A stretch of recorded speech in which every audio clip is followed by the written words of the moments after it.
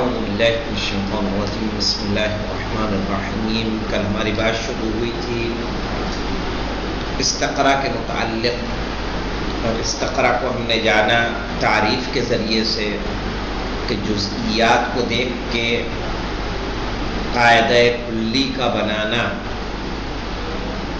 کیا کہلاتا ہے؟ استقرا کہلاتا ہے. اور شرح تعریف میں ہم نے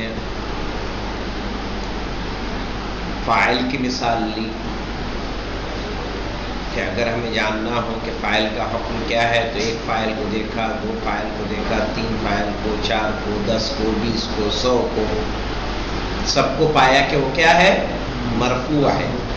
تو اس سے ہم نے قاعدہ کلیہ بنا دیا کہ کل فاعل. اب اس کی قسمیں دیکھیے، کہہ رہے اقسامہ. اقسامہ یعنی اقسام الاستقراء. اقسام الاستقراء. پڑھیے رضی صاحب عبارت کو. بسم اللہ الرحمن الرحیم. اقسامہ ينقسم الاستقراء الى فعل کے بعد کیا آتا ہے؟ فاعل آتا ہے. تو فاعل کا اعراب کیا ہوتا ہے؟ ينقسم الاستقراء الى قسمين هما. یعنی کیا مطلب ہوگا؟ استقراء تقسیم ہوتی ہے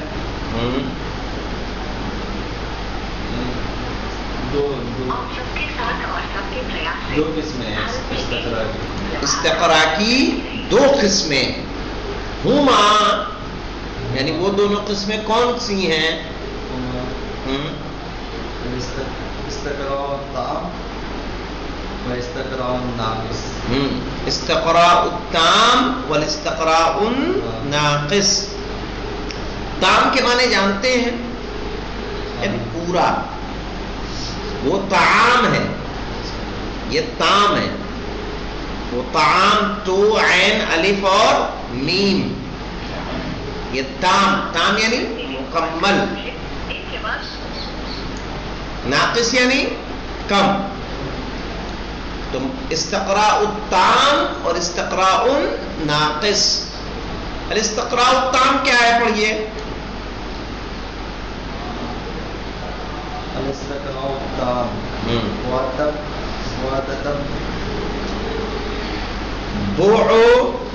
وتتبع جميع جزئيات الكلي المطلوب معرفة الحكم. ہاں، استقراء التام کیا ہے؟ مولانا رضی صاحب پڑھیں گے. وتتبع جميع جزئيات الكلي المطلوب معرفت حکمہ. کہہ رہے ہیں وتتبع جمیع جزئیات الکلی.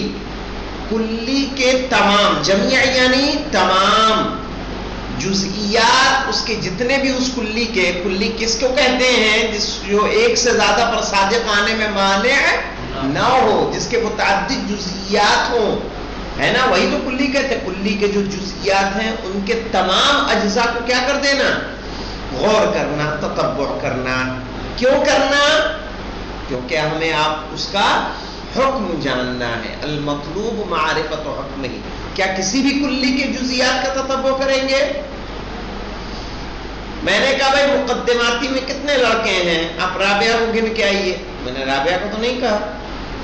تو کہا اس کلی کے کہ جس کے جزئیات کا ہمیں حکم جاننا ہے.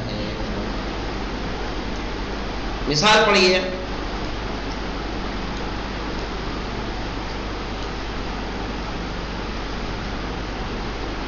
پڑھو.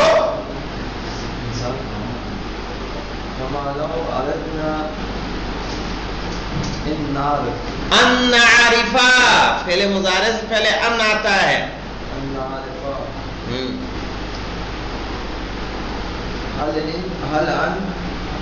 هل ان من بین الطلبتی طلبة الدين دینیین في النجف الأشرف طلابا أفريقيين افریقیین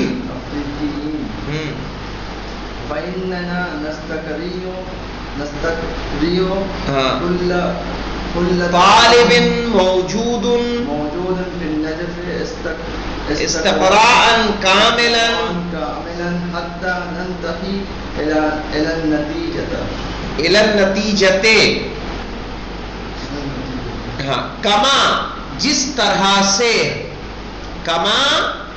طرح سے لو اردنا اگر ہم چاہے ان نعرفا کہ جانے حل ان من بین الطلبۃ الدینیین یعنی کیا طلاب دینیین کے درمیان فی النجف الاشرف نجف اشرف میں طلاباً افریقیین افریقی طلاب بھی ہیں یا نہیں ہیں. جیسے ہم نجف اشرف میں موجود دینی طلاب کے درمیان جاننا چاہیں کہ ان کے درمیان افریقی طلاب ہے یا نہیں ہیں تو کیا کریں گے؟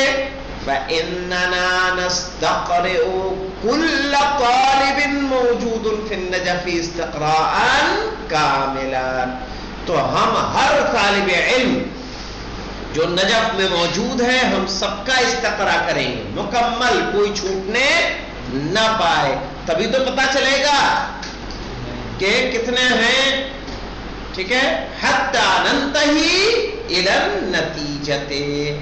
حتی یعنی یہاں تک کہ ننتہی ہم پہنچ جائیں الی النتیجۃ نتیجے تک. ٹھیک ہے. واضح مولانا استقراء تام.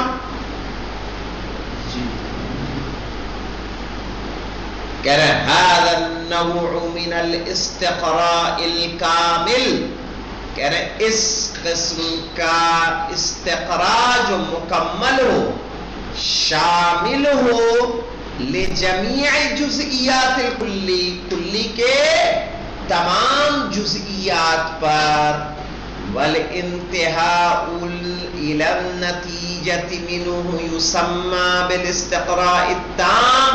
اور استقراء کرتے ہوئے جب ہم ہر جزئی کو دیکھ لیں اور نتیجے تک پہنچ جائیں تو ایسے استقراء کو کیا کہا جائے گا؟ استقراء تام کہا جائے گا کہ جس میں تمام جزئی شامل ہوں. مثلا کسی کی دکان ہو کہ بھائی اس دکان میں دیکھیے باٹا کے شوز کتنے ہیں, تو آپ سارے جوتوں کو دیکھا اور جتنے باٹا کے تھے آپ نے ان کو گن لیا, تو یہ کیا ہوا؟ استقراء تام. اس لیے کہ جو باٹا ایک کلی ہو گیا, اس کے جتنے جزئیات تھے چاہے وہ کسی بھی نمبر کے تھے ان سب کو آپ نے کیا کیا؟ شمار کر لیا. اب پڑھیے استقراء الناقص مولانا شارف صاحب. بسم الله الرحمن الرحيم. وهو تتبع بعض جزئيات الكل المحسوبة معرفة كما لو أراد العالم. بس هو تتبع بعض جزئیات الکلی. اوپر والے میں تام میں کیا کر رہے تھے؟ تمام جزئیات کو کلی کے ہم شمار کر رہے تھے. یہاں کیا کریں گے؟ بعض جزئیات کلی کو, کلی کے بعض جزئیات کو جن کا ہمیں حکم جاننا ہے ان پر ہم غور کریں گے. مثال پڑھیے. عالم الکیمیائی مدى تاثیر الضغط. ضغط کہتے ہیں پریشر کو. مدى یعنی کتنا.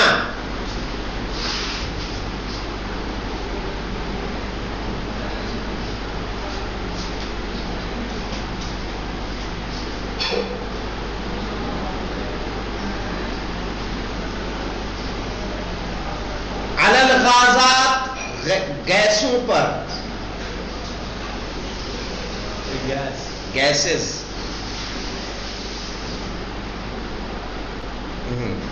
کما لو اراد العالم عالم الکیمیائی اسی طرح جس طرح ارادہ کرے کیمسٹری کا عالم، کیمیائی یعنی کیمسٹری کا عالم، معرفت مدى تأثیر الضغط، جاننا چاہے کہ پریشر کا کتنا اثر ہوتا ہے علی الغازات، گیسوں پر. سمجھ میں آئے گا کہ وہ جاننا چاہتا ہے کہ اگر پریشر ڈالتے ہیں تو پریشر ڈالنے سے گیسوں کا حجم کم ہوتا ہے یا نہیں ہوتا. فَإِنَّهُ يَجْرِ التَّجْرِبَةُ عَلَى بَعْضِ الْغَازَاتِ، تو کیا کرے گا؟ تمام گیسوں کو دیکھ سکتا ہے، نہ جانے کتنے گیسیں ہیں. وہ کیا کرے گا؟ یجری التجربۃ، تجربے کو جاری کرے گا، علی بعض الغازات، کچھ گیسوں پر.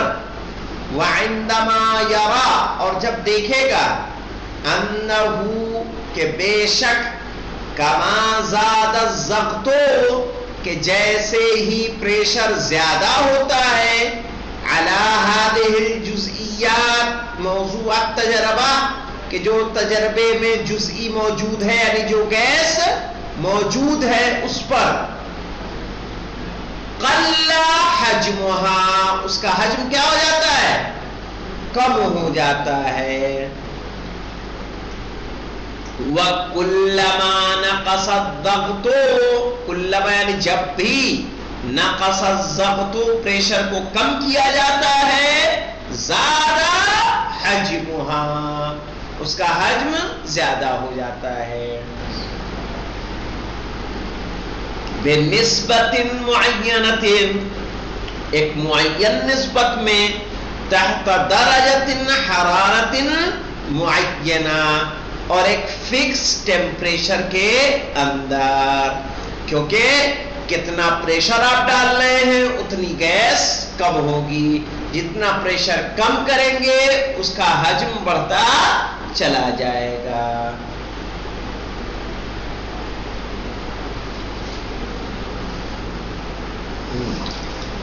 سمجھ میں آئی مثال؟ شارف آپ کو چراغ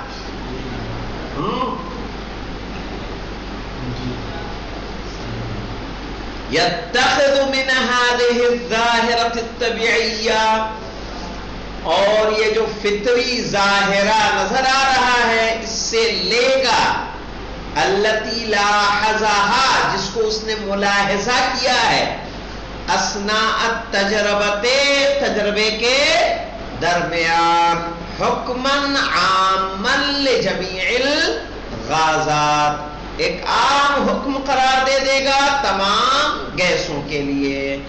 فَيَضَعُ عَلَى ضَوْئِهِ، اور اس کی روشنی میں قرار دے گا، قاعدتہ العامہ، اپنا ایک عام قاعدہ، کہ کل غاز، کہ ہر گیس، اذا زاد الضغط، جب پریشر زیادہ کیا جاتا ہے، قل درجتون، نہیں، قل حجمہ، تو اس کا حجم کیا ہو جاتا ہے؟ کم ہو جاتا ہے. وَإِذَا نَقَصَ الضَّغْطُ، اور جب ضغط کو یعنی پریشر کو کم کیا جاتا ہے، عنہ، اس سے، زیادہ حجمہ، تو اس کا حجم زیادہ ہو جاتا ہے. اچھا کیسے ہو جاتا ہے؟ ایک دم چھوٹا، ایک دم بڑا ہو جاتا ہے؟ کہا نہیں، بنسبت معینت، ایک نسبت میں، یعنی پریشر جتنا گھٹائیں گے اتنا ہی حجم بڑھے گا. ایک دم گھٹا دیں گے تو ایک دم بڑھ جائے گا، اور تھوڑا تھوڑا گھٹائیں گے تو تھوڑا تھوڑا بڑھتا رہے گا، یا تھوڑا تھوڑا پریشر دیں گے تو تھوڑا تھوڑا کم ہوتا رہے گا. تحت درجت حرارت معینہ، ایک فکس ٹیمپریچر کے تحت. پڑھیے مثالی والی شراب. وہاکذا العالم الریاضی متى اراد معرفته، هل ان درجة زوايا القاعدة بالمثلث متساوی الساقین متساویتان اولا. یہ جان رہے کیا ہوتا ہے؟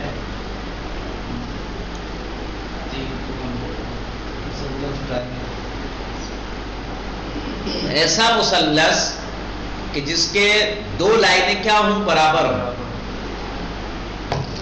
اس مثلث کو کہا جاتا ہے متساوی ساقین۔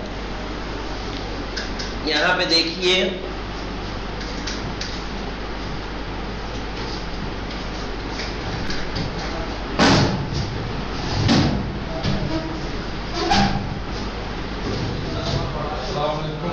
السلام ورحمۃ اللہ۔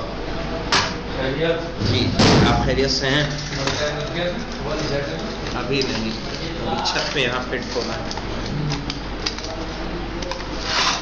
یہ دیکھیے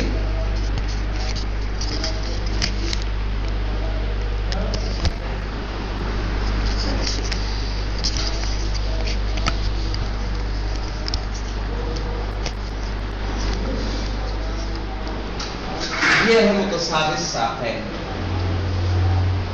ایک نیچے آیا اور یہ لائن جب برابر ہوتی ہے اس کو بولتے ہیں متساوی ساقین۔ تو کہہ رہے اس میں یہ قاعدہ ہے، یہ قاعدہ ہوا، یہ دو کھڑی لائنیں ہوئی اور اس پہ یہ کوڑ بنے گا کہ نہیں بنے گا؟ تو کہہ رہے ہیں کہ جو متساوی ساقین ہیں، ٹھیک ہے، ان کے یہ دو کوڑ برابر ہوں گے یا نہیں؟ جب یہ دو لائنیں برابر ہیں تو ان کے جو کوڑ بن رہے ہیں زاویۃ القاعدہ، یہ برابر ہیں یا نہیں ہے؟ کہ یہ جتنے ڈگری ہے وہ بھی اتنے ڈگری ہے یا نہیں ہے؟ صحیح ہے۔ عالم ریاضی اس کو اگر چیک کرے گا تو، چونکہ ٹرائنگل کئی شیپ کا ہوتا ہے نا، یہ بھی ٹرائنگل ہے کہ نہیں ہے؟ ارے یہ والا کیا ہے؟ یہ ٹرائنگل ہے۔ ٹرائنگل کس طرح کا ہوتا ہے؟ تو سب کے اپنے اپنے نام ہیں۔ ہاں فَإِنَّهُ يُقِيمُ الْبُرْهَانُ عَلَى مِثَالٍ وَاحِدٍ أَوْ مِثَالَيْنِ، تو وہ کیا کرے گا؟ ایک مثال یا دو مثالوں پر اپنی دلیل کو قائم کرے گا کہ ایک ٹرائنگل کو لے کے بتایا، دوسرے ٹرائنگل کو بنا کے بتایا، کیا دیکھا کہ دونوں میں کوڑ کیا تھے؟ برابر تھے۔ مِنْهُ يُعَمَّمْ، تو وہیں سے حکم کو عام کر دے گا، الحکم الى جمیع جزئیات المثلث، تمام ٹرائنگلز کے لیے۔ کون سے ٹرائنگل؟ متساوی ساقین، جو متساوی ساقین ہوں۔